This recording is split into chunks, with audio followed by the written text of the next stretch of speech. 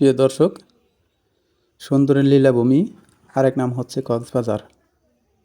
এখানে আপনার মনে যদি একটু দুঃখ কষ্ট জমে থাকে তাহলে আপনি চেষ্টা করবেন কক্সবাজার আসার জন্য। এখানে আসলে আমি আশা করি আপনার মনের দুঃখগুলো একটু হলেও হালকা হবে।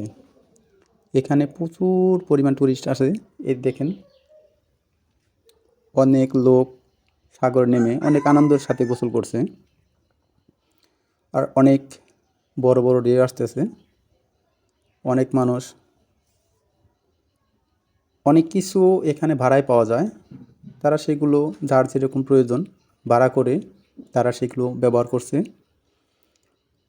দেখুন, ঢেউগুলো দেখতে অনেক সুন্দর লাগছে। দেখুন কিভাবে একের পর এক ঢেউ আসতেছে। এখানে